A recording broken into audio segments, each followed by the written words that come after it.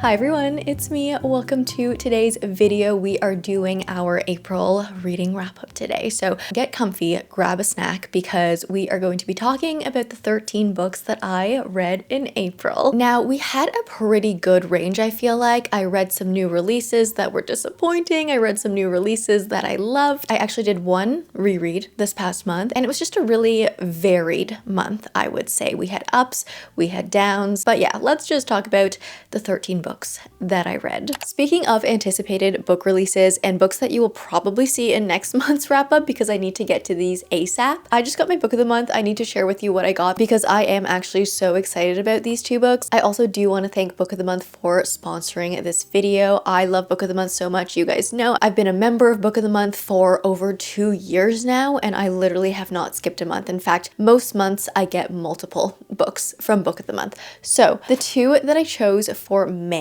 are number 1, The Burning Side by Sara. I have been looking forward to this book for so long. I loved The Bright Years by Sara, which I actually got from Book of the Month last year. So Book of the Month actually introduced me to this author with The Bright Years as her debut, and now they're just feeding me more Book of the Month, which I absolutely love. I'm excited about this one. This is a contemporary fiction. We follow another family. I think this is another generational kind of a story. A couple elements in this book are we have a house fire, we have a parent that is diagnosed with Alzheimer's, and I believe we have like a marriage between a couple that is falling apart. The Bright Years was incredible. I'm really excited to get into this one. I've heard wonderful things, so that's super exciting. And then you guys know I'm gonna be obsessed with this one. This is The Last Contract of Isako by Fonda Lee. I've been looking forward to this one since it was announced many moons ago. And when I saw this as part of the collection, the group of May Book of the Month picks, I screamed. I literally screamed. I cannot wait to read this one. I'm so excited. You guys know I love Fonda Lee, so this was definitely a must for me. This is a standalone adult space opera. We follow Isako, who is a legendary, renowned swordswoman who works essentially these freelance contracts. She's a swordswoman for hire. She's about to retire, but right as she's about to just leave it all behind, she gets one last contract, an offer from I think a rival of her current client or something like that, and it's an offer that she can't refuse. So she kind of gets brought back into this world, and yeah, I love Fonda Lee writing, so I have a lot of faith in this one. I think it's going to be a lot of fun. There are also some other wonderful new releases that have been highly anticipated for me. One of them is The Shippers by Catherine Center, which I do actually, I want to pick that one up as well. So this month's Book of the Month selections are just absolutely incredible. As a longtime member of Book of the Month, I've only had positive experiences. It's so easy to use. You get this amazing selection of books to pick from every single month, and it's just so wonderful having this amazing team that can curate new releases for you, and then you can choose out of those new releases. I have, as I mentioned, discovered new authors from Book of the Month, but also found books from authors that I already know and love. So the selection is just always really wonderful. It's always very easy to use. If you want to skip one month, for example, if none of the books really suit your taste, it's so easy just to click skip and then you can resume the next month. Really, I just have wonderful things to say. And right now, for a limited time, you can actually get your first Book of the Month for $5 using the code FLORAL. That will also give you a really cute mini tote as a gift. This is the Unreliable Narrator tote, and I'm obsessed with it. I already do own one of these from Book of the Month, which has a blue accent. This one has a black accent, as you can see. So definitely check out Book of the Month if you haven't yet. If you've kind of been on the fence, this month's selections are the time to jump in. There are so many good ones this month. So thank you, Book of the Month, as always, for sponsoring this video. I love you so much. Let's get into the wrap up. Alright, first things first, genre breakdown. So I had one reread, as I mentioned, that was a fantasy reread. And then aside from that, I read 4 other fantasies, 1 historical fiction, 2 literary fictions, 3 romances, 1 horror, and 1 thriller. So we were literally all over the spectrum in terms of mood, but I kind of love that. In terms of the April TBR, 5 out of 5, checked them all off the list, so that's amazing. So let's just get straight into the stack. The first book we're going to talk about actually was my audio reread. So I reread The Poet Empress by Shen via audio. I love doing audio rereads. I love reading books physically for the first time and then experiencing them again through audio because you just get a whole other level of, I guess, performance, quite literally, because instead of reading the words off the page, you are now hearing someone tell the story to you with kind of their inflection, with how they're delivering this emotional performance. And you get just another layer of like kind of how someone else is interpreting the story and presenting it to you. So I always find audio rereads to be so interesting. The Poet Empress is a historical fantasy that I obviously love. I have not stopped talking about it to you guys since November when I first read the physical arc. But just in case you don't know the synopsis of the Poet Empress, we follow Wei Yin, and she is from a small village. And at the beginning of the story, Wei Yin and her family and her entire village are suffering. You know, we're dealing with poverty. We are in dire need of food. We have a lot of people falling ill. And so at this point, Wei Yin will do anything she can to help protect the ones she loves, including volunteering herself to become one of the concubines of the evil, like really, really brutal, cruel crown prince. And so Wei Yin does exactly that at the beginning of the story, and we follow her as she discovers this whole other world, tries to learn how to navigate court politics, and at the same time she decides that she herself is going to try and learn how to write so she can perform this poetry magic. Also, she can try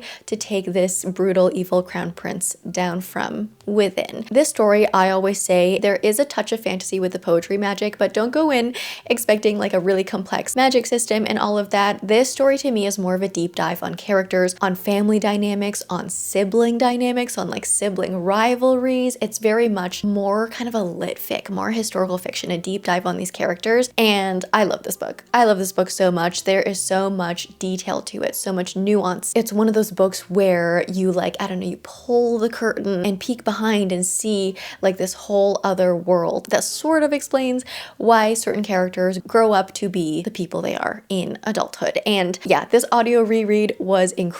I just feel like I picked up so much more on Wei Yin as a protagonist herself, because on my first read of this book, I was just like, this book is more about the secondary characters than the protagonist. Like, we are kind of just living through her to find out, to deep dive into these other characters that she's looking into. But on the reread, I feel like because I already knew what happened and I already knew the story, I was able to focus, put more attention on her and see more of her journey and her growth. And I love rereads. This was a wonderful experience. It's still a 5-star read for me. And then getting into my physical reads for all of the new books, new to me books that I read this month. Starting with the 4 fantasies. I first read Rhythm of War by Brandon Sanderson, book 4 in the Stormlight Archive, which means I only have one more Stormlight Archive book to go, and I'm actually currently reading it. It's Wind and Truth is literally sitting behind me on my desk as we speak, and I am just, I'm in the middle of that chunker. But Rhythm of War was my Stormlight book for April. I feel like we all know what the Stormlight Archive is at this point, but just in case you don't know, it's essentially very quickly just a very epic fantasy. You know, we have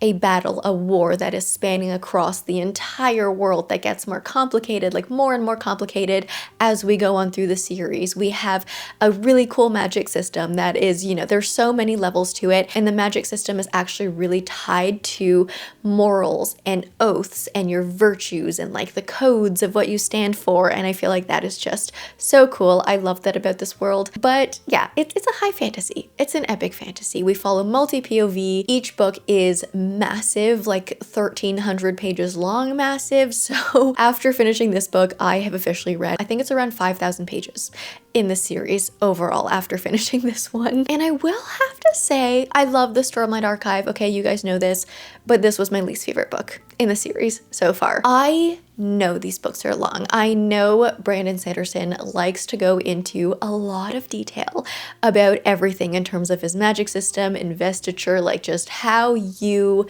do magic, how you do anything in these books. Brandon likes to over-explain things, and I found myself either getting used to his writing style or just not minding it so much in the Stormlight Archive compared to like Mistborn, because I feel like this world and everything that works in it is actually that much more complex that the over-explaining kind of was necessary in a lot of ways for me. But I think this one went a little bit too far in terms of the detail we went in for everything. This book in particular focuses a a lot more on technology, invention in this world. And at first I was like, this is so cool. I love learning about how like technology is developing in this medieval feeling fantasy world, but I, after a while, thought it just went on for too long. These are books I find like you will absolutely love if you are fully just like you want to know the mechanics of everything, if you care that much about scientific method of how everything works. I feel like these books are so fun to read in that way. But I think in my reading vlog, I described this book as like, it's a call that could have been an email. And I kind of do stand by that. Overall, I do love like the direction of the story and where our characters are going and everything. But the way we got there was just too long-winded for me personally. I also feel like I didn't love this one because the main character that we were flashing back with, I didn't feel as invested with. So in these Stormlight books, they are multi-POV, but we do focus on one character in particular that we kind of like deep dive into their past, like one character per book. And for books 1, 2, and 3, I loved the characters that we deep dove into because I already had like an emotional connection with them. But I feel like the one that we flashbacked with in this book, like I didn't really care about their story. So then going into this book, diving into their past, I was like, I don't really care. And with the direction this plot went, I can see why these flashbacks were important to tell the story in terms of plot. But I feel like, yeah, this was maybe more of a plot setup book versus an emotion book. And for me, I'm very much more of an emotion reader. So I also didn't love that. But what I will say is, yeah, I think these books are so cool in how they explore mental health, therapy, seeing characters with disability navigate through, you know, everything in this fantastical medieval world, seeing how our different characters deal with trauma and how differently they manifest these coping mechanisms. It's all so creative. And I love how Brandon does all of that. And I will say, as I am reading Wind and Truth currently, I am actually loving Wind and Truth. So I feel like this to me was very much just a setup book for the finale. And so it wasn't my favorite, but I obviously still love the Stormlight Archive. And I feel like also all that to say, there were definitely some really great parts in Rhythm of War as well. It's not like the whole book was just a slog. There was slog, but there were also some really incredible parts. So it was like, it was still good.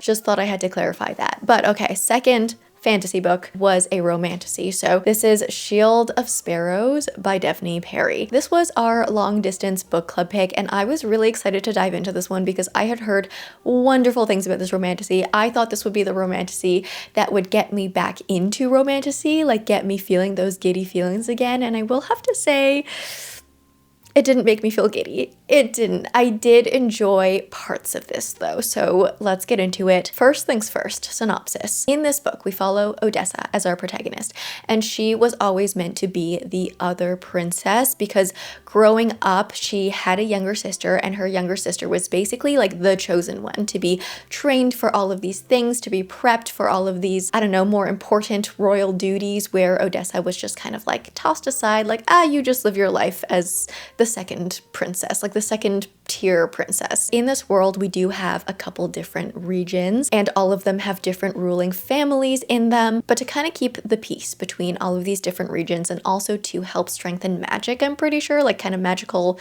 shields, magical barriers, we have a treaty set in place called the Shield of Sparrows. And to keep that treaty, once every generation, I think it is, the world needs to see a marriage between two different kingdoms. And so Odessa's sister was always the one picked to be the sparrow, to be the one to like be sent to another kingdom to be married off. But when the time comes, for whatever reason, the crown prince to the family that like their kingdom was supposed to marry into decided to choose Odessa instead. You know, they were like, nope, I want you. I don't want your sister. I want you. So Odessa becomes the sparrow and goes off on this adventure to this new realm, is forced into this marriage, and then there's also just like a whole bunch of other things going on. There's like this world is filled with monsters, so there is like a migration that happens every once in a while, and we all have to like prepare for this monster migration because they leave destruction like everywhere, like in their wake. So we also need to like watch out for that and protect against that. There were some fun things in this plot, I will say. I was pleasantly surprised at specifically the second half of this book and how we did dive deeper into kind of like the fantastical plot. I felt like that was really fun. What I will say is the first half of this book was so repetitive. It was so repetitive. I ended up feeling very bored. The first half felt like a slog for me to read. It was just like the nature of our story that we were embarking on was Odessa traveling to this new kingdom. And so much of this book was spent traveling to a village, getting attacked by monsters,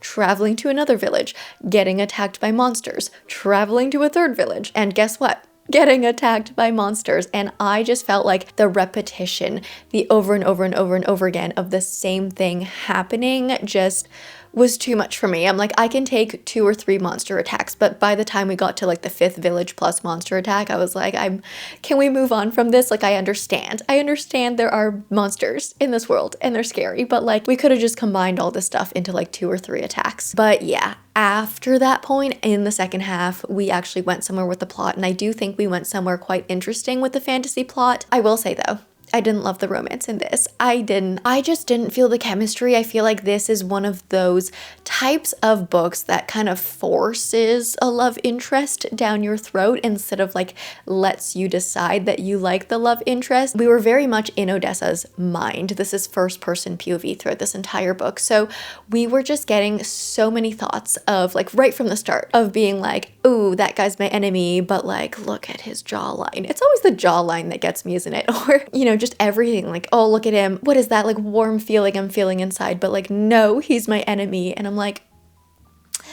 I feel like the dialogue, the banter was just a little bit too upfront and in your face for me personally. I know that's like completely personal preference, but I love when banter is more subtle. I love when I, as a reader, can decide to love a love interest instead of being like, no, we love him. He has nice abs.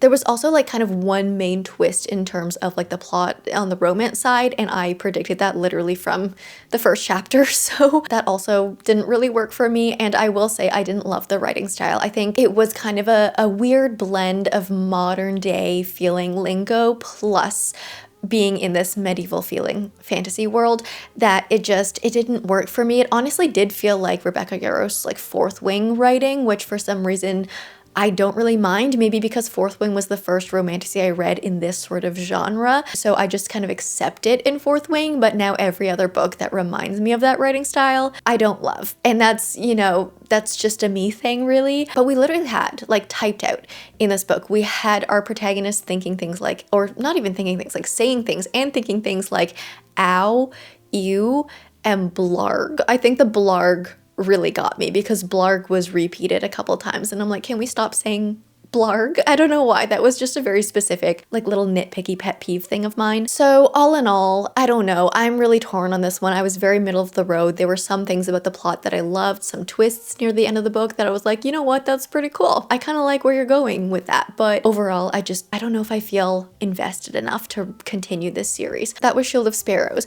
There was some good writing in this though. I will say, like, there was some really wonderful descriptive writing, but it was mixed in with the blargs, and the blargs really threw me out. That was Shield of Sparrows. It was a little bit of a disappointment for me, but I can see why this book is loved by so many. It just wasn't for me. Okay, popular book that I did actually love though, thank goodness. Clockwork Prince by Cassandra Clare. I'm loving this Infernal Devices journey, guys. I am so happy that I'm finally diving into this series as an adult because I completely missed it during my like YA teenager era for whatever reason. So this is of course the second book in the Infernal Devices trilogy set in the larger Shadowhunters universe. We are set in Victorian England in this one. In the first book we follow Tess, who travels overseas. She comes over from America to live with her brother in London, but when she arrives, her brother's not there to pick her up. She soon finds out that he's missing and we don't know where he is. But as all of this is happening, she finds herself thrown into this world of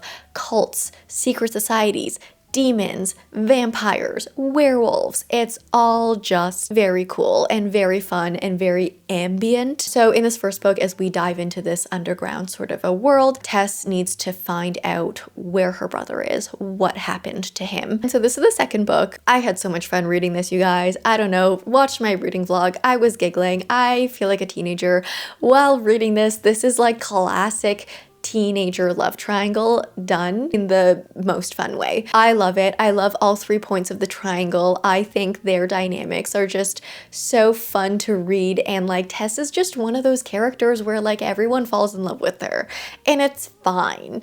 It's fine, you know, like it's I don't care if it's annoying. It's fun. Go Tess. What I love about this one too, I think like reading this after reading Shield of Sparrows also, is that I love how the romance is so neatly woven into the plot in these books. The romance happens at romance appropriate moments. You know what I mean? We're not in the middle of a battle and we're just pausing and being like, yeah, I want to kiss you right now.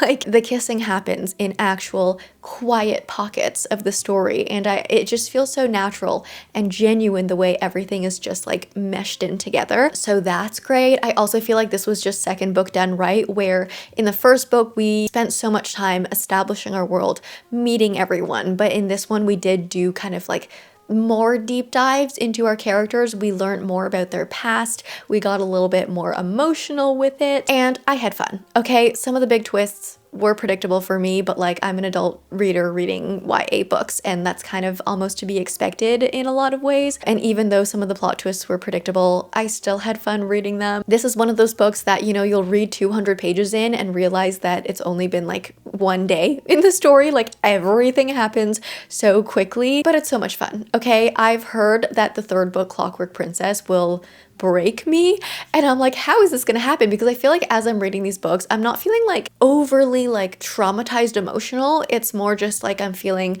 attached, giddy, giggling. So I'm like, how is the third book gonna break me? But I can see from the direction that this is going, I'm like, I can see various ways of how this could turn into something that will like hurt my heart, but we'll see. I'm excited to continue this trilogy in this next month. So watch out for the reading vlog. I'm gonna tackle Clockwork Princess very, very soon. All right, and the fourth and final fantasy that I read this past month was actually another romantasy. This one is adult, but I read The Jasad Heir by Sara Hashem. This is another one that I had really, really high hopes for. I had really high expectations because I have seen so many people say this is falling. I just had heard really, really wonderful things. I will say the writing style in this, beautiful. Lovely. This is Sara Hashem's debut novel, and it's one of those debut novels where you read it and you're like, wow, you have really beautiful writing for this to be a debut. So that was wonderful. I also loved how this one was very rich in culture. The world felt very deep and well thought out. We actually got a lot of history and lore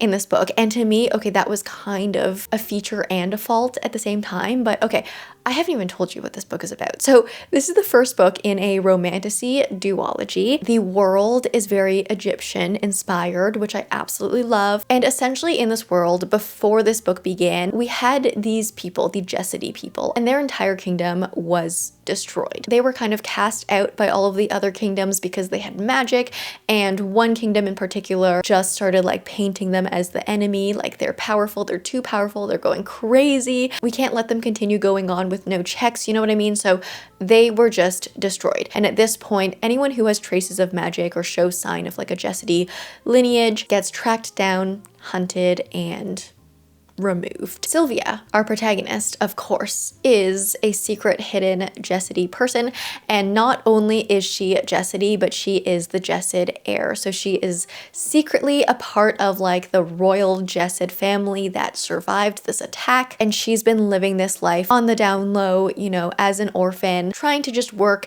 and live quietly in her small village. However, one day, the heir of her enemy kingdom arrives in her small village, and in a sequence of chaotic events, Sylvia gets exposed, and the heir finds out that she is a Jasadi. Instead of immediately like executing her or putting on trial though, he makes a bargain with her, and he essentially says, hey, I am trying to track down this group of Jasad rebels. If you help me, and if you also like become my champion for this like trial thing competition that's happening, then I will not execute you. And so Sylvia, with no real option, agrees to this bargain to help her enemy Heir. I really loved the beginning of this book. Again, it was very beautifully written. We immediately started learning a lot about the history of this world, and I was really enjoying it. But I did mention all of that was kind of a feature and a fault at the same time. I just feel like as the story went on, the pacing of this book started to really struggle for me because I was just wanting to progress the plot, to see where our characters were going to go next. But instead of like moving at a good pace, I feel like our plot just kept slowing down because we were taking so much time throughout the entire book to do like kind of flashbacks or like learn more about history. And I was just like, you know, the history's cool. It's fascinating. I love how this world has been so well thought out in that way, but I wanted more of our characters. Like I wanted to see where Sylvia's story was going, not where the story went like hundreds of years ago. And while the history was so important to the plot, and I know why it was all there, I just feel like the balance of it was a little bit off. Like we could have spent a little bit less time in the past, a little bit more time in the present, and maybe I would have enjoyed the pacing of that a little bit more. This is one of those books where all of the action happens in the last like 10% of the book, and so I feel like the ending was very exciting to me. I also actually did enjoy the romance in this. It was a true feeling enemies to lovers, and I don't know, this was honestly kind of a feature and a fault too, because their switch from enemies to lovers happened so naturally and instinctually and just like kind of in the background for me that I didn't realize it happened. And so it was good on one hand because it felt right in my mind, in my heart when it happened, but then when I looked back and like thought back on it, I'm just kind of at a loss as to like why they actually turned lover from enemy, because I didn't have a reason why. It just kind of happened, but it happened so naturally. So like maybe mixed feelings on that, but I did love their dynamic and their kind of chemistry. I feel like it worked very well for me. Overall, I feel like this story was a simple story, but kind of told in a more complex way, which can be a good or a bad thing. I am curious to read the Jasad Crown. I actually do have it on my physical TBR, so I will pick it up because I do see a lot of promise with Sarah Hashem's writing. I hope that now that we've learned a lot of lore about this world, maybe the second book will focus more on our like current day characters instead of doing these constant deep dives into the past. But yeah, that was the Jasad Heir. All right, diving into some historical fiction, I read Daughters of the Sun and Moon by Lisa C. next. This is an arc that I had, and oh my goodness, I was so excited to receive this arc because you guys know I read Lady Tan's Circle of Women last month. I did love it. That was a 5-star, so I was excited to dive into this one. This is another historical fiction, and this one is set around the 1870s. So we follow 3 different women as they migrate from China to America, specifically like California, LA, and they've all moved over for different purposes. So in this time in history, there was a small Chinese community starting up in California, starting to develop. And so one of our characters, Moon, has moved over to accompany her husband as he becomes a doctor, sets up his practice in America. We have Dove, who has been put in an arranged marriage to become the second wife of a man who is living in America currently. And then we have Petal, who has been unknowingly sold into a brothel. And so we have 3 very different feeling stories, but all going through this similar experience of being displaced and moving over to a new country. I think this book is such an important read, especially for me. I did not know much about this time period of, you know, these Chinese communities developing in California at this time. I really didn't know, and a lot of this book is based on real world things that happened. There are actually real world characters from history that are named in this book. Like, it's very, very close to reality. And while this book was so heavy, the subject matter it's horrific, and it does make it even harder to swallow knowing that so much of this is based in reality and actual history that happened to real life people. It was a tough read, but I'm glad I read it, and I think it is important to read things like these every once in a while. I do think Lisa C. did a wonderful job with this one. She used narrative styles in such an interesting way in the story. All 3 of our characters were presented to us in a different narrative style. So we had Moon's chapters that were written in a 3rd person past tense, which gave us a very reflective feel on her story. It was very much like reminiscing, like thinking how things happened, how things might have been different, or like how things shaped her to be the way she is now. We had Petal's story that was told in first person present tense, which gave us this very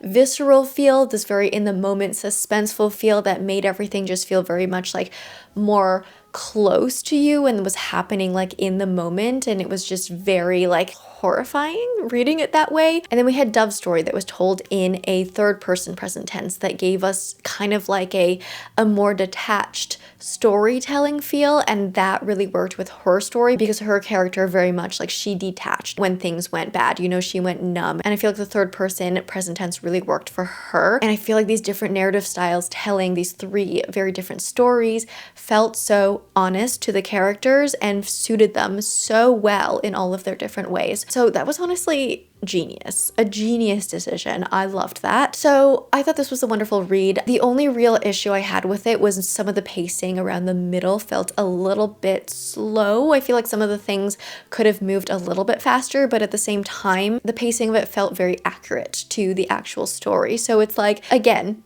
is that a fault or is that a feature? I don't know. But as a reader, I felt like it did kind of slow down a little bit for me. So that's the only kind of fault I found with this book. But aside from that, this was really good. Again, very hard to swallow, but so important to read. If you do read Lisa C. books, definitely read her author's notes because she does give a lot of insight into like what parts are real, like what she learned from history and then what was fictional. And I feel like that's also just really important to read too. So that was Daughters of the Sun and Moon. This was really, really, really great. All right, The Correspondent by Virginia Evans. This was my new 5-star of the month. This was so good. So I feel like we've all heard about this book at this point, but this is an epistolary novel, which just means that this entire book is written through correspondence, aka letters, emails, all that kind of stuff. Our main character in this is Sybil. She is in her 70s and we follow her through several years as she maintains correspondence with various people. It could be her family, her friends, acquaintances, people that she just, you know, becomes pen pals with very randomly, people she reaches out to. She kind of like, she writes letters to authors as well, just kind of like reaching out to people. And her entire motto, I guess, is that she loves letter writing and she's just like, you know what, chances are if you send someone a letter, they'll probably send one back. And we get these glimpses of her life through these letters. I didn't really know what to expect in this one because I feel like with just seeing someone's life with letters, you kind of sometimes get a little bit scared that you're going to feel detached or you're not going to have too, you know, interesting of a story, a plot. But I found that this book was letters done so right because I was actually surprised at the amount of plot that was happening. Like through these letters, I was invested in like certain little plot lines that were happening. There were some that were kind of suspenseful. There were some that were just very emotional and very character building. I was also really impressed at how Sybil as a character grew so much from the beginning of the book to the end of the book because it can be rare, you know, to see an older person going through this type of growth like at this stage in life. And I found that that aspect, that element of this book really reminded me of A Man Called Ove, where, you know, we follow another kind of older kind of character who starts opening his eyes after interacting with certain people. So that was done really well here. And I feel like, you know, letters are such an intimate thing that after reading several letters in here, I found that I actually really knew Sybil, like deeply as a character, because you could see through her letters how she was being very honest to certain people, but, you know, putting on a front to other people and just seeing how she wanted to display herself to all of these different people depending on her relationship with them. There were like certain characters that, you know, she should have been really close with, like family members, but she was hiding more from them and being more honest with like some other people that she felt comfortable like confiding things with at the time. So that was also really interesting. And then yeah, just at the end of this book, the emotions hit me like a brick wall. If you watch my reading vlog, cried many tears at the end of this book. It was incredibly well done. I've actually heard really wonderful things about the audiobook for this as well because I believe it's multicast, so I'm now wondering if maybe I should do a reread of this through audio as well, maybe like in a couple months. But this was amazing. It honestly felt like a book that it felt so true, like real life, so honest, that after reading this book, it made me want to write letters to like the characters in this book because I'm like, I swear if I write letters to some of these characters, like I will get a letter back. I want to keep up with their lives. And so whenever you feel that about fictional characters, I feel like that's just a sign that it's been done really well. So I loved The Correspondent. It was so good. Definitely recommend. Okay, this next read was super speculative and just kind of like, whoa, what is going on? So this is Homebound by Portia, Elan. It's technically, I think, classified under lit fic, but there's definitely are a few sci-fi elements to it. The comps for this book are Tomorrow, Tomorrow, and Tomorrow in the Ministry of Time, although I will say after reading it, I feel like it's less Ministry of Time and more Station 11 by Emily St. John Mandel. But in this one, we follow a whole bunch of different timelines. So many timelines. Our first one is set in the 80s, and in her timeline, her uncle has just passed away. She's always had this bond with him though, where they like kind of like code things together, like computer code. And so after his death, she gets inspired, you know, because of certain reasons that I'm not going to tell you, to write this video game. She creates it, and then throughout the book, we see how this video game has impacted so many people through like hundreds of years, thousands of years, for a long time. Like some of our timelines are so far into the future that we have like automatons, sentient robot beings. Like that's how far we go. We also have some like space travel going on in some of the timelines. It's just a lot. But like as we go through the book, start seeing how this one video game has kind of like resonated through years and years and years and generations, and kind of all ties it back together in the end. I found this book to be a little bit of a word salad that you get very lost in, especially at the very beginning of the book. I found our 80s timeline to be easier to follow because it's obviously a little bit more real world. You have a lot more things that are familiar to you. A lot of the language and stuff and subject matter was very computer sciencey, and I have a computer science background, so it was very easy for me to pick up that stuff. But then we very quickly were kind of like jumping around into all of these different timelines, and I found myself a little lost in the sauce for a while reading this, because they were just, I don't know, there were a lot of like different words being used that, you know, don't exist in our real world today, because like thousands of years later, there's obviously going to be new invention with different names and new concepts. And I was just like, what's happening? What does this all mean for a while? But throughout the entire book, the writing is beautiful. Portia Elan has one of those writing styles that just feels transcendent. Like you just can't help but feel like her writing is trying to say something so deep and so thoughtful to you, but you just need to like take some time to decode it.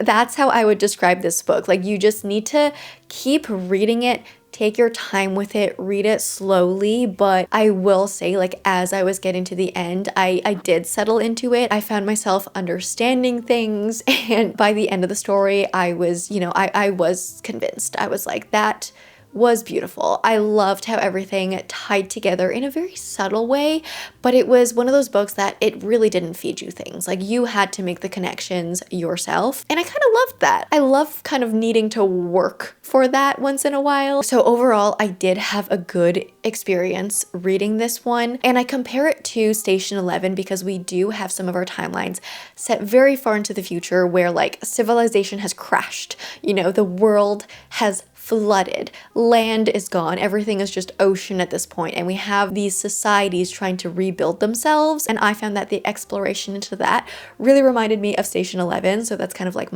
that's where that connection came from. And then I guess final note about this one is this is very much a themes book versus a character or plot book, so don't go into this one thinking you're gonna have like a really good character arc, character development. You're not gonna have a very exciting plot, but it's more a book that is just, yeah, as I mentioned, trying to tell you something. The themes in this really speak out to you. So that is Homebound. Definitely a really interesting read for me. There was actually one of the timelines was told through like a full epistolary way as well. So we had like kind of email correspondence in that one, and I found that timeline to be pretty fun to read. So maybe I'm just in like a really epistolary letter writing, email writing mood right now. But that was Homebound. Next up, we're getting into romances. So The Night We Met by Miss Abby Jimenez. Now, I'm sad I didn't love this one. I am truly sad. I wanted to love this so much. You guys know I love Abby Jimenez. She's one of my favorite romance authors ever. This one didn't live up for me. It didn't work for me. I'm gonna explain why, okay? The premise of this one, okay? I was a little bit iffy on, if I'm gonna be honest, but I was like, Abby's gonna do it. Abby's gonna pull this off. She's gonna do this in an incredible way. And it's definitely a tricky romance plot to pull off. So essentially we follow Larissa. She is our main character, and at the beginning of this timeline, I guess you could say, she and her friend are at a concert, but Larissa is needing to find her own way home. Throughout the entire night, she's kind of been talking to this like group of guy friends. There was one guy that was really friendly, really bantery, really flirty with her, and another guy friend that was maybe feeling like just a little bit off. Like their vibes together, you know, that night weren't really working. So they both at the end of the night offer to drive her home, and she decides to go with the more flirty, bantery one because she's like, yeah,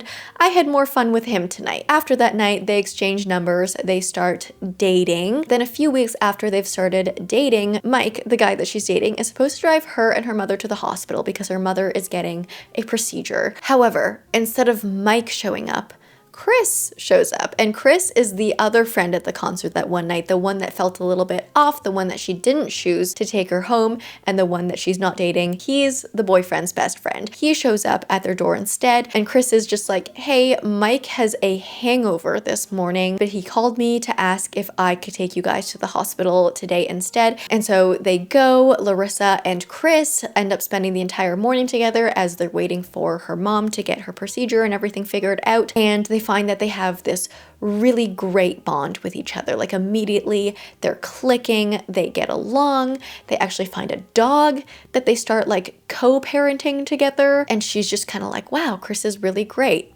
but he is boyfriend's best friend. So obviously some issues there. Where do I start with this one?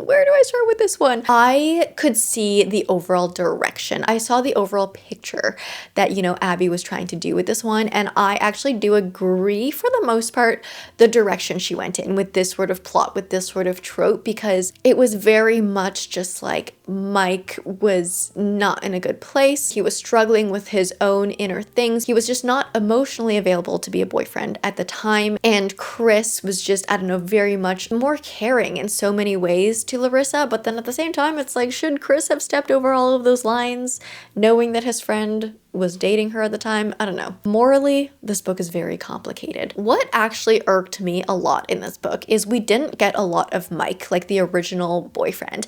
And I feel like a story like this just can't be told if you don't have all the perspectives, all of the characters involved as a prominent role in the story. Like, we very much focused a lot on Chris and Larissa's bond and their friendship and how they spent time with each other and how they were so perfect with one another. And I'm like, okay, I get it. I get that they're perfect with one another, but like, we didn't really get many private moments at all between Mike and Larissa. And I feel like the story overall could have been stronger if we saw the good parts, the bad parts, you know, whatever. But like, everything we saw of Mike was really just through Chris, in the sense that Chris would like relay messages from Mike to Larissa, and we didn't really get a lot of just like Mike and Larissa going on a date. Like, when did that happen? Did we see that in this book? I don't know, and I wish we saw that more. I also wish we saw more of Mike and Chris's friendship together. We did see a bit more of that closer to the end of the book, and I loved the end of this book, but like for 90% of this book, I was like, are they actually friends? Like, I feel like this story would have hit a lot harder if we saw just all the bonds between the three of them as, you know, individual units, as units together. And I wanted to deep dive more into those like bonds with one another, but we only saw like one side of each bond. Like, we didn't see how Mike was a good boyfriend to Larissa in some ways. We only saw how he was a bad boyfriend, and we didn't see how Chris, you know, could have problems too and how his actions were bad. We only saw Chris as this absolute angel, and I'm like, I know that this has to be more nuanced than this to work. I overall just like, I thought Chris was too perfect as a character. The lengths that he was going to help Larissa Larissa to save her out of certain situations after knowing her for like a day were just a little too much for me. Like, he went too far. I did give kind of a few examples in my reading vlog for this one. I don't really want to talk too much about specific plot points because I want to avoid spoilers, obviously. But yeah, he was going too far. I feel like Abby was trying to like put Chris on this pedestal to make him out to be like everyone's top #1 book boyfriend, that it didn't feel realistic anymore. So yeah, I just wanted more from everyone. This was also a dual POV story, and I feel like for this to be done in a way that I would have felt satisfied, like I wanted to see a triple POV story. I wanted Mike, I want Chris, I wanted Larissa, but we got no Mike. I'm like, where is Mike? So that was kind of, I think, my main source of disappointment with this one. I will say some good things to end this review of this book. Some of the date ideas in this were wonderful. I feel like Abby is great at thinking up a creative date that doesn't feel so same that you see in like every other romance book. So I love the date ideas. So fun. I love the love confession parts. Abby can write a love confession like no other. I love them so much. Love that part. And yeah, I really liked the ending of this book. I just wanted the ending to be like the full book, or like 2/3 of the book instead of just the very last bit. That was The Night We Met. I hope I love Abby's next book more than this one. Okay, next romance book that I read was actually an e-arc. So I read The Someday Garden by Ashley Poston. This one comes out in June, which is actually really interesting to me because I feel like this was the perfect spring read, like April, May kind of a read, because like it's garden themed. There's so many flowers everywhere. I feel like this should have been released in the spring, but that's okay. It does come out in June, and I did enjoy this one. It was very, very cute. This is another one of Ashley Poston's magical realism romances, and it's very like secret garden inspired. So we follow Sophie, and Sophie has always had this affinity to growing plants, to gardening. And as a college student, she visited this beautiful manor called Lilymore with her best friend and just like frolicked through the gardens. It was a magical experience, and during that trip, her and her friend made this commitment to each other that in 10 years, I think, they would come back for the 200th anniversary of this like garden and manor. They made a deal. They were like, wherever we are in 10 years, we'll come back for the 200th anniversary and we will celebrate with one another. It is now 10 years later. Sophie is back. Her friend has passed away, and the gardens have actually fallen into this state of disrepair. They haven't been looked after, they haven't been tended to properly, and so Sophie's coming back to this garden 10 years later looks very different than what she thought it would look like when she made this like deal with her friend 10 years ago. And the reason Sophie is here actually is because she has been hired to help revitalize this garden, to build it back up, because the owner of this garden also knows that this is their like 200th anniversary, so they want Sophie to like fix this garden in time to have this big party at the end of the season. So Sophie starts working through these gardens. She starts noticing these like weird things, like vines are growing where they're not supposed to, and you know, the things that would typically help are not helping. So she's like, why are these plants not cooperating? But she's walking through her gardens and she discovers this blue door that was there that wasn't there before. So she walks in, she finds this other area of this garden that she's never seen before, and there is a very frustrated man inside this garden, and she doesn't really understand this man, but they have a couple of interactions. Sophie leaves, but then starts like thinking there's something weirdly magical going on because the blue door is not always there. It only appears at certain times during the day, and every time it appears in a different section of the garden. So Sophie needs to find out what's happening with this like blue door, the secret garden, this mysterious man inside. And while all of this is going on, she's trying to save the garden. She's dealing with the grief of losing a friend. She's trying to, I don't know, there's a lot of things that she's going through. I did have a lot of fun with this one. I feel like with the sense of this magical mystery of like, what is this garden? Where did it come from? What does it mean? Who is this man inside? They were just like, there was enough mysterious plot to keep me flipping the page. And I also just love how this book was, obviously it's a romance, but like everything about it felt romantic. We're set in a garden. We have flowers everywhere. Our setting is this like magical estate. Like everything just felt so inherently romantic that it was really fun to enjoy in that way. I also always love like kind of a grief, a loss tie-in with a romance, and I love seeing characters kind of like find themselves through different ways, through love, through all of this, like rediscovering themselves. So I love that side of it as well. What I will actually say for me was the weakest part in this book was the romance, like the actual romance. I enjoyed the banter. I loved the initial kind of like meet cute, not really meet cute, but like the initial meeting, the initial banter, the kind of like struggles back and forth with one another. But what I didn't love about this one was I found that really intense language was being used really quick in this romance development. Like we had maybe a couple interactions between our love interests, and Ashley Poston was already using terminology like falling for him and stuff like that. And I was just like, are we really falling for him already? Like, why?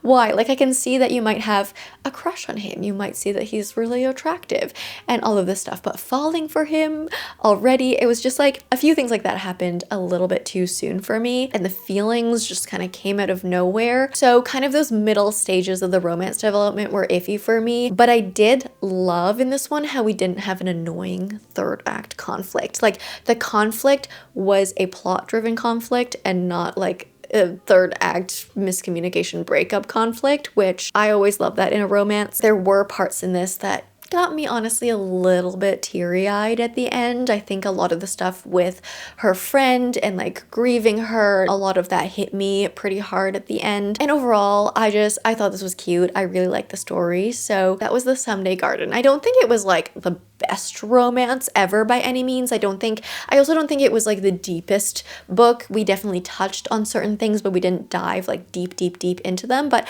I think this book just hit me at the perfect time where I needed something gentle, something sweet, something flowery, something very spring, just something that would give me joy to read. And this one ticked off the boxes for all of that. So that was The Someday Garden. All right, we just did a battery swap on the camera. I need some water. All right, let's continue with the wrap up. So we have 3 more books to talk about. No Matter What by Cara Stone. This is also another kind of like semi-recently released book. Yeah, it's pretty recently released, but I do generally love a Cara Stone romance. And honestly, I was very torn on this one. As I was reading, I was like, this is either going to be a 2-star or it's going to be a 4-star, and I'm not going to be able to decide until the very end of the book. And after finishing the book, I did decide to give this a 4-star, but like there's also a part of me that is still like, I want to give this book a 2-star. And that's just very confusing, but I will tell you why. For the synopsis, we are following a married couple in this book. So we have Roz and we have Vin. And at the beginning of the story, Roz and Vin are not doing very well in their marriage. They're not talking to each other. They're not communicating. They're not sleeping in the same bed. They actually were in an accident, a very traumatizing accident. I think a year ago before this book starts, but ever since the accident, they have never been the same. They used to be in love. They used to be, you know, this amazing couple that loved each other, knew how to love each other, but ever since the accident, certain things haven't been the same. They haven't been able to interact with one another the same way. And one day, at the very beginning of the story, Roz finds a new lease with a new address on it, on like the kitchen counter or something like that. And so immediately Roz is like, oh my God, he's moving out. Like he is leaving me. He is done. We are separating. And obviously, you know, she breaks apart.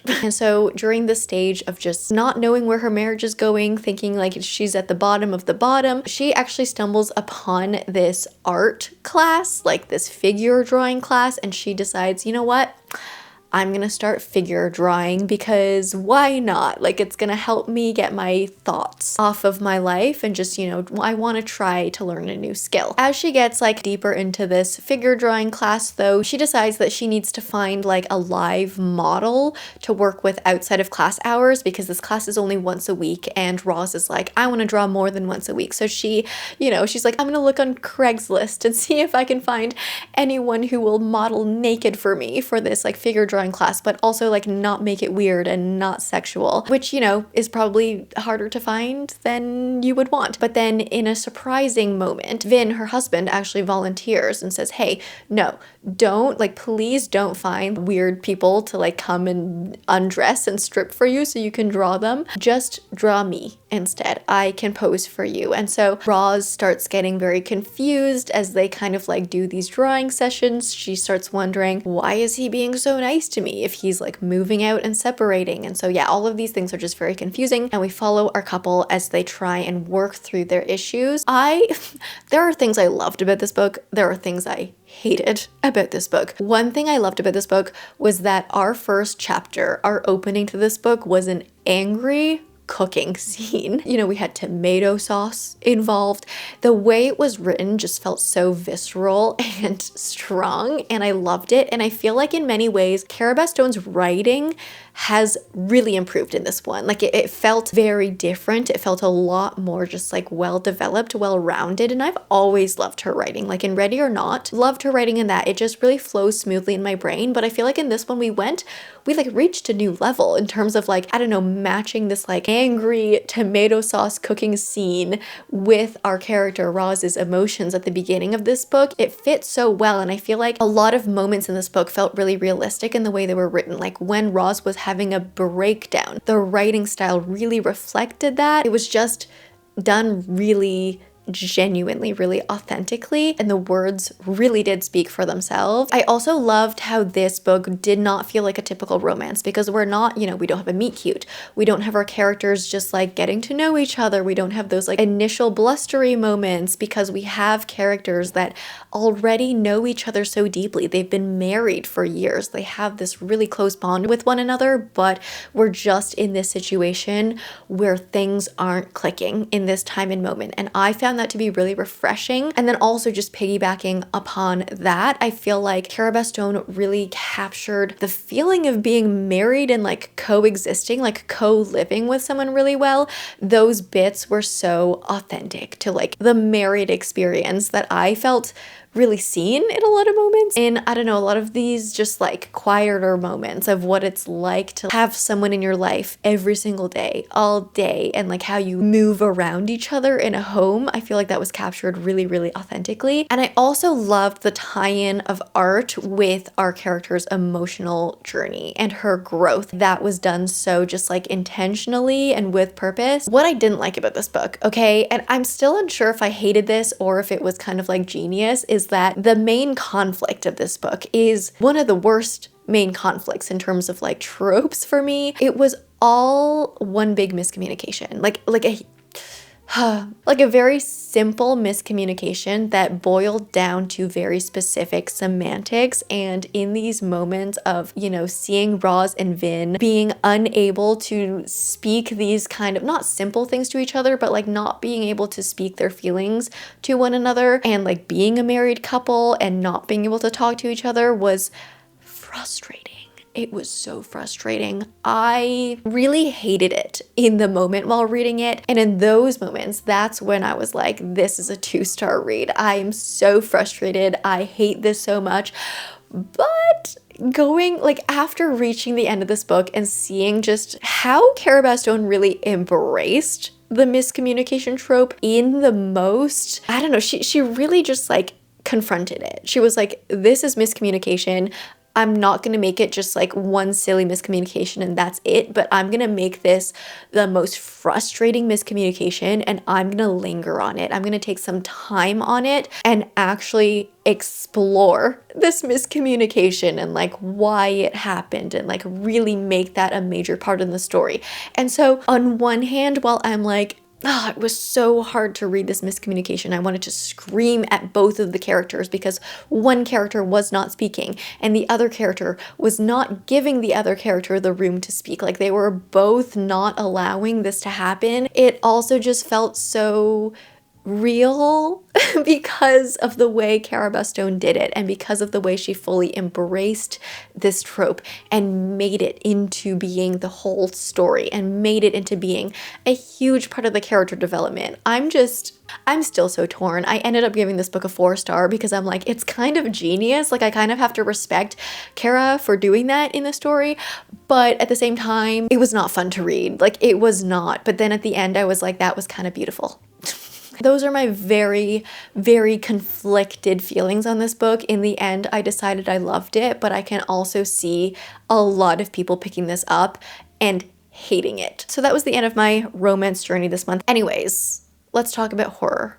So I read You Did Nothing Wrong by C.G. Drews. This is my second C.G. Drews book to kind of help me dive further into the horror genre. I really like this one. I love C.G. Drews writing. So this one is about Elodie, and Elodie is a single mother. Her son is actually autistic, and so there are actually many things that she's kind of struggling with being a single mother, and she's kind of struggling with like knowing how to raise her son in a way that is different than what she's seeing with other mothers. And she's also financially struggling at the beginning of her story. So just struggling with many things, but she has found this very rich man, this very rich, very good looking man, and she has seduced him. They are together, they are in love now. She's actually pregnant with a second child, and she and her son have moved into his manor, his estate. And this gigantic mansion is a little creepy. It's one of those mansions that like could be very grand, probably was very grand at one point in time, but has crumbled. It's kind of like fallen into disrepair, and there are kind of like creepy haunted vibes to it at the same time. But Elodie's like, it's fine, we're renovating the house, life is gonna be perfect. But when they move in, her son Jude starts kind of saying these weird things. He starts saying that he's hearing the walls breathe. The walls are actually starting to talk to him. The house is talking to him and saying all of these things like, why are you hurting me? The renovations are hurting me, and all of this stuff. And so Elodie starts thinking like, oh, is this house actually really haunted, or is this just kind of like a behavior from Jude? I will say I love C.G. Drews writing so much.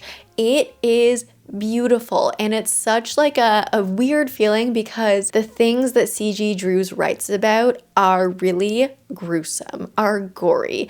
It's horror, right? So a lot of things that we're describing in this book are like blood, guts, like really gross things, but C.G. Drews writes them in a way that sounds really beautiful. It's like we are talking about guts and bones and like disgusting things, but it's written in this really beautiful language that you can't help but feel like, wow, this is really stunning. But then when you think about what you're reading about, it's like, oh, this is actually really gross. But I kind of love that. I kind of love that experience when reading their books. I find that their books are also really just addictive to me. I'm new to the horror genre, so a lot of it is just, it's not predictable to me. It's very fresh, like the plot structure and everything. I just get so really deeply immersed in it. And at the same time, along with all of that, a lot of moments in this book made me feel uncomfortable because we're dealing with these characters that have a lot of inner issues. A lot of these characters sucked, but I couldn't stop reading it. It was just so compelling. And I feel like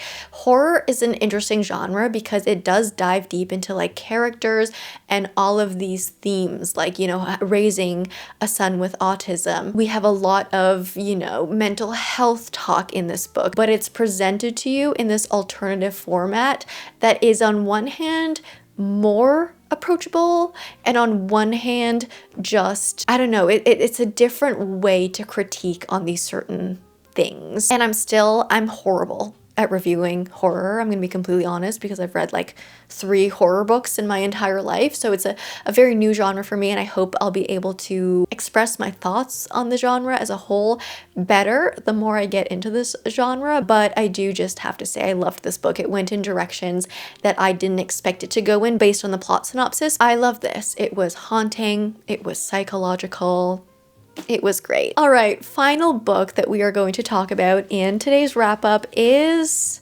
the thriller that I read. So Rock, Paper, Scissors by Alice Feeney. This is my second Alice Feeney book. This one was really fun. Okay, it was. We have like a creepy Scottish Highlands isolated vibe with this one. So we are following a couple. They are married, but they are struggling with their marriage. Maybe that was a theme for this month, like with No Matter What and then with this one. Anyways, they're struggling, but they're kind of like, okay, maybe we just need a getaway. We need bonding time. We need to like get off our computers, get away from work. And so the wife actually has won a contest, and the prize was this like Airbnb.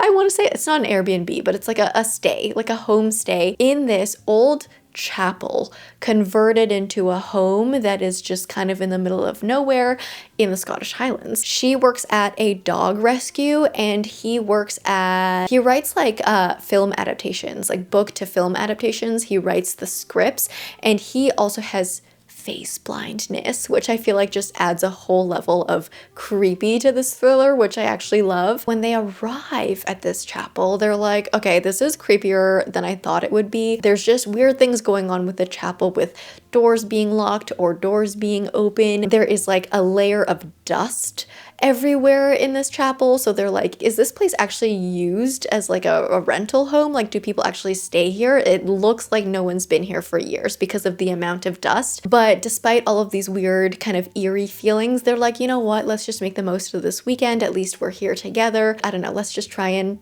hang out, relax. But obviously, as they continue to stay, creepy things continue to happen. And as the reader, as you continue reading through their POVs, you just start seeing these little like disconnects between their POVs. It's clear someone is plotting something, but you don't know like who's plotting what and what their intentions are. Alice Feeney is an unreliable narrator, kind of a writer. Like, as you're reading her books, you will never know who to trust. I feel like every single character in every single one of her books, you're always just questioning what they're telling you, because you're like, I don't know, you could be lying to me. Like, nothing's adding up. Someone's lying, but you don't know who it is. And that was very much the vibe of this one. I also do love just like how face blindness was incorporated into this one. The only other book actually that I've read that had face blindness in it was a romance book. It was the Catherine Center book. What is it called? Hello Stranger. But that was obviously a very different feeling book, and the face blindness was portrayed in a very different way. But I just feel like, you know, the idea that the husband character in this book like wouldn't recognize someone from across the room just adds like a whole layer of like, what's going on here? So that was really fun to read about. I will say, after reading My Husband's Wife and after reading this one, I didn't fully guess the plot twist, but I was able to like identify the elements that made up the plot twist. Like, I knew which elements specifically were suspicious. I just wasn't able to like piece it all together, and I actually found that to be really fun. I love a thriller where I can half guess the plot twist, where I get almost there. I'm so close. I have the general gist of it, but I just don't know the specifics or like why or like how it happened. And I feel like that's just what makes thrillers so fun to read about, when you kind of feel like accomplished because you have guessed certain things, but then at the same time it's not like completely predictable, where you're like, oh well, that's boring. I knew everything that was gonna happen from like page 10. So Alice Feeney does twists very well for me. What I will say about this one is I feel like I did enjoy My Husband's Wife a little bit more than this one, just because I felt more emotionally invested into certain characters in that one. I feel like in My Husband's Wife, Alice Feeney made you feel bad for certain characters. It's not necessarily like you related to them, but you just felt the vulnerability in certain characters. And so you just felt emotionally like, oh, like I'm rooting for you kind of a thing. And I felt more invested into a lot of characters in that one, where in this book I was very much invested in the plot and the twists and what was going on, but I didn't really feel attached to any of the characters because they were both presented in kind of like a terrible way. Like, they both kind of sucked, and I was like, I'm not really rooting for either of you. I'm not really rooting for you to stay together. And so there wasn't really much to root for, but it was more like I just needed to know what was happening. Like, that side of it was so intriguing, but I feel like a bit of the emotional investment was missing in this one. But all in all, super fun read. So happy I read it. I do have one more Alice Feeney on my physical TBR, that's Beautiful Ugly, and I'm excited to dive into that one, and I'm excited to see if I can guess the plot twist in that one. So this was super, super fun. And that being said, that was the bottom of the stack, so that wraps it up for today's monthly wrap up. Now that we've talked about the 13 books that I read this month, let's get them onto the shelves.